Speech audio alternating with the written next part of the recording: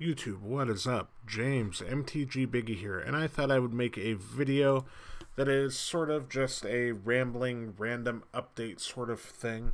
Got some things to talk about here and there, and I thought I would just take the opportunity to do so.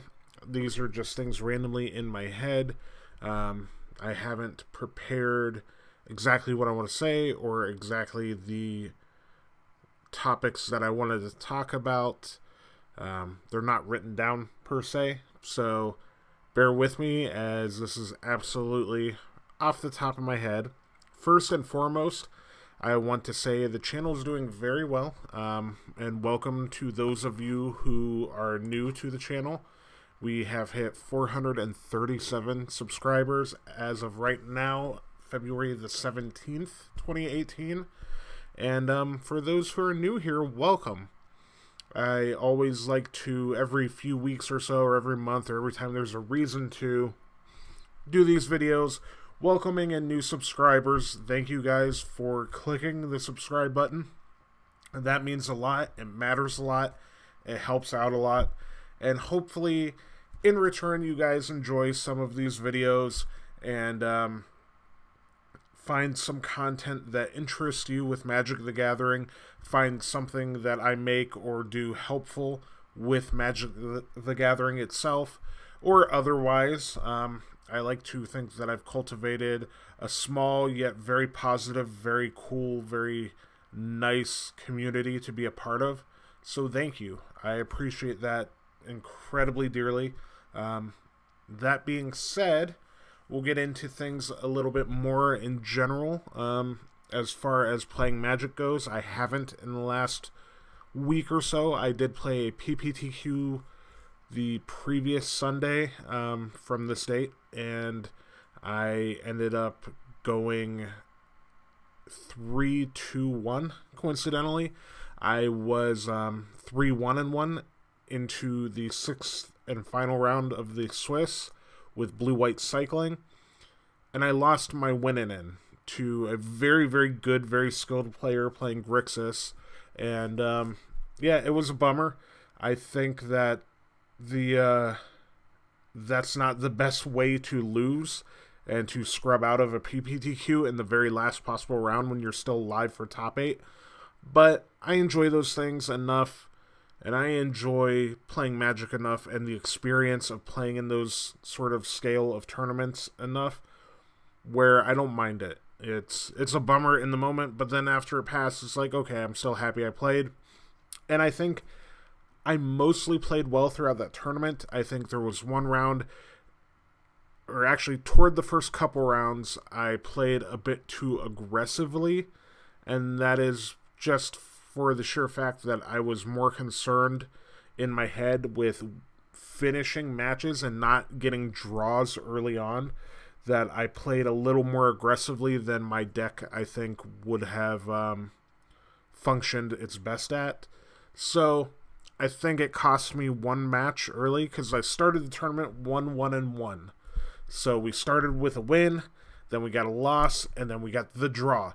Because the first two rounds I played very aggressively, and it rewarded me round 1, and then round 2 I ended up losing because of it, and then round 3 I was like, okay, maybe I've been too aggressive, I gotta slow it down and bring it back a notch, and then I ended up with a draw in a control mirror against blue-black control, where for all intents and purposes, if we have like 5 more turns in that game, I win that game, the game 2, and don't get the draw and win that round. But it's one of those things where the way it played out, it kind of went to show that sometimes it takes a little bit to find your footing and to figure out exactly how you need to approach every matchup. And this was my first standard tournament since the ban of Teamer Energy, basically, Attune with Ether and Rogue Refiner, as well as the bans in the Ramunap Red deck, Ramunap Ruins, and Raging Ferocodon, or Rampaging Ferocodon, whatever the hell that card's called. So, it was my first standard tournament in a new format, basically, and finding the ebb and flow of the format and figuring out what everybody's decks were doing exactly was a little bit awkward. There's a lot of control. I played control mirrors basically all day. I played against a lot of blue and black and a lot of Grixis control. It was interesting, and I still think that that deck is very good and that it's very worthwhile to play and underplayed in the format. Interrupting my story here, a new subscriber happened just now to the channel. So, Hunter Rothermel, I'm sorry if I butchered your name. Welcome to the channel. You get the honor of being a new subscriber live here during a video that I'm making. So welcome aboard. Hopefully you enjoy things here. But yeah, in the PPTQ, I kind of had to find my footing, figure things out in the format a little bit as I went, and I feel I didn't do too bad, all things considered. Obviously, anytime you don't win a tournament, a lot of people feel bad about that or whatever, and it's not the best, but it is what it is, and hopefully I get to make it out to a couple more PPTQs this season. And I think even beyond this season, I'm going to continue to try my best at playing in as many as possible and really trying to grind a little more with Magic. It's one of those things that I don't have a ton of time to do, but if I position myself in the proper way and work things out the proper way, I can figure it out enough to be able to take the right opportunities to plan the right events for me personally, because I have a very busy work life overall, and that prevents me from playing a lot more Magic like I would like to. But I think I could schedule and be selective about the tournaments I want to play, and maybe eventually get there and finally win one of these things and qualify for RPTQ and start that grind. Either way, that was the last time I got to play Magic this week. I made a bunch of videos about the modern bans, or not bans, the unbannings, and the reception has been really great. You guys seem to enjoy the discussion videos and the deck techs I made about Jace the Mind Sculptor and Bloodbraid Elf and Modern in general and how to fight it with Death and Taxes. And I appreciate that. I look forward to the new Modern. I haven't played yet. It's actually technically not legal in paper until Monday. I'm planning on playing some Modern on Wednesday, and I'm going to be playing a Jace the Mind Sculptor deck, because why not? I look forward to it. I think everybody is sort of up in the air about how they feel about it. The reaction to Jace has been mostly negative, it seems. So it'll be interesting to see. I'm hoping to abuse Jace as much as possible while it's in Standard, and see how I enjoy it. I haven't played a control deck in Modern in a long time. I used to be super into them, but I kind of went the Death and Taxes route in Modern and have loved it so much that I haven't really looked back. But now this gives me a good chance, a good opportunity, and a good reason to start playing control again. Truth be told, blue is my favorite color in Magic. Although I've been kind of become the Death and Taxes guy in Legacy and Modern, and it's kind of my favorite thing to do now. But at my core, I've always been a fan of playing blue decks and of controlling games of Magic and playing slow, grindy, interactive games where I control the tempo and the pace of the game. And it just hasn't been very viable. Luckily, in Standard right now, control is pretty good, and I get to play a pretty good control deck, which is cool. And now I'm going to try to do so in Modern. I can't really afford to do so that much in Legacy, although I do have access to Tundras, so who knows? Maybe I'll put together Miracles in Legacy and see how that goes at some point or another, but for now, I like the idea of trying to play around with Jace the Mind Sculptor. If they ban him later on down the road, which I suspect will happen, unless he's just kind of a lukewarm piece of the format. If he makes control decks like 5% better than they were, and the people that were already playing them continue to play them, and they just do better for those folks, I think he's fine for the format then. Although I can see a world where Jace is absolutely the best thing to do, and if you're not playing Jace or really over sideboarding for Jace, then you can't play Modern very effectively. We'll see. Bloodbraid Elf, I think, is absolutely fine. I think Jund is going to be a good deck. It was already a good deck, so who cares? It's at least a good interactive deck. And people are brewing around with, like, different teamer builds with, like, Savage Knuckleblade and stuff. Shout out to Pleasant Kenobi for putting a video up of him playing a teamer sort of value Bloodbraid Jace deck, which was ridiculous and funny. Savage Knuckleblade, as much as everybody wants that card to be good, I just don't think it ends up being great. Like, it seemed okay in the games that he played it in, but, like, how good it is in a format overall when it plays against something like Storm or Elves is a whole different thing. So, that's Modern. I appreciate all of those who have checked out those videos. If you haven't yet, please do, if you're interested at all in Jace or Bloodbraid or talking about it, or in Death and Taxes, and you want to know the first steps toward beating Jace and Bloodbraid in Modern with Death and Taxes, absolutely give that a look. Beyond that, guys, the big thing that I wanted to talk about and I wanted to mention on the channel itself and talk more about, I know for a while there it was there was a few videos in a row that were sort of about this topic, and I have to address it. I think it being now 2 days away effectively, I think I'm officially going to put a fork in it, and we're going to go ahead and accept the fact that this channel and many others will be demonetized by YouTube. That's okay. We are kind of growing more so than we have in a long time, so I appreciate that growth from everybody. And we didn't quite make 1,000 subs. When they made the announcement, we were under 200, and we got to over 438. So that's pretty amazing in under a month's time. It's still a long way to go, but even though it seems long, it's really not that long of a way to go.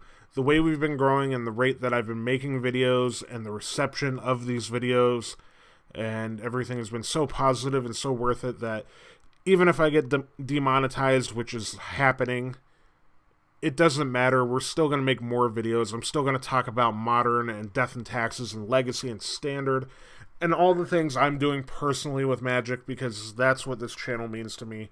I love talking to you guys and talking about Magic in general. That's why I started a YouTube channel, was so I could have somebody to talk about Magic with. Because unless I'm actively at a game store, which only happens for me maybe once a week, maybe once every other week, I don't really get to talk about Magic effectively. My girlfriend, I love her to death, she has a cursory knowledge of Magic because she started playing a little bit. She's the reason I actually got back into the game. She hears me out and listens and will engage with me a little bit, but a lot of it's to humor me, and I know I can be overbearing and annoying talking about Magic with her when she really could care less, but I do appreciate it. So this channel affords me the opportunity to, at will, talk about Magic and put it out there into the ether with all of you and actually start a conversation. The comment sections in all of my videos of late have been very fun and very positive and very nice to see the interaction and see people commenting and engaging with me and with each other a little bit. And it's really positive and it's a good feel. Outside of that, I am trying to consider reaching out to a few other creators and talking to some of my peers in the Magic the Gathering YouTube community. I'm going to try to work on some collaborating.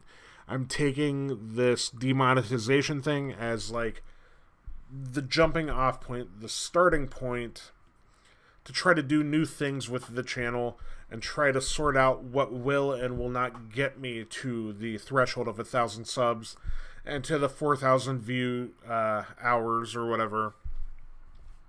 So I'm going to be reaching out to some of my peers. I've briefly talked to a couple people, and I'm going to try to do some collaborative content. So hopefully that comes up in the future. Look for that. And I'm just going to keep trucking along. There's no reason to stop. I really enjoy doing this, even though I don't have the amount of time I would like to put in a lot more effort and a lot more work and to learn how to edit better, where I can actually produce content. I don't produce anything. I don't edit anything. I don't really have very much knowledge at all about video editing or the technical aspect of this. All I know how to do is talk. So I turn on a camera, I do some screen capture work on my laptop, I set up a microphone in front of me, and I talk. And that seems to be doing just fine. And in the future, if I have more time and more ability to bring in some more technically advanced looking videos and some better production value, we'll consider doing that in the future. But for now, I just like kind of rambling on and going through here. I actually stumbled upon it. I think I could look it up here now where it tells me how many videos I have made on the channel. Let's see if I could find it here. Navigating YouTube's still super weird. Let's go into my creator studio here. It tells you how many total videos. Yeah, view all, 92 videos. This will be the 93rd video that appears on my channel. And I've been doing it about 9 months. So I've been keeping fairly consistent, producing content in my spare time. And I've made 92 videos. And we're coming up on 100.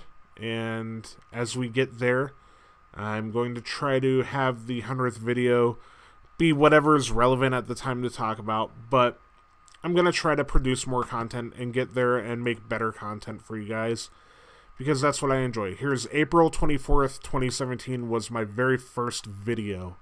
So I'm actually coming up close to a year now, and it's just been a blast since. So I look forward to it. And obviously, I did forget to mention the massive giveaway for my 1,000 subs. We did not get there by February 20th. So, like I said, that was the goal. If we hit that threshold, then there would be a massive giveaway on the channel.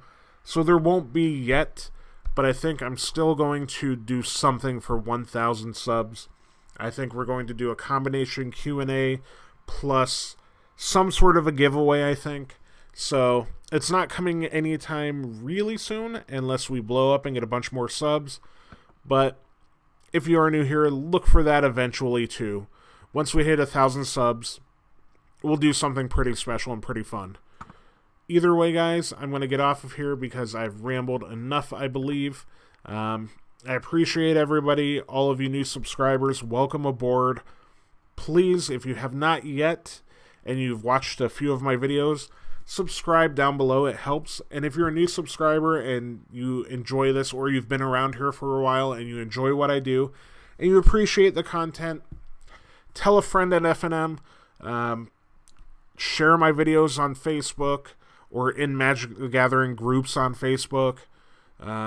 If there's anything of any sort of relevance to you and your life in Magic with my channel, please spread the word, tell your friends. And if you haven't yet, of course, subscribe and click the bell down below for notifications. It helps a lot. You get notified when I put up videos, and then we get to engage in fun conversation. When we get to 1,000 subs, we'll do a big giveaway, and we'll do a Q&A video with all of you guys. And that's pretty much it. I look forward to talking to all of you soon, and I hope that everybody has a good time. In the meantime, definitely also feel free to follow me on Twitter at MTGBiggie. I've been pretty active on Twitter. I've added and followed a lot of other community members and other people in the world of Magic the Gathering. So if you haven't yet, give me a follow on there. And I'll talk to you guys again very soon.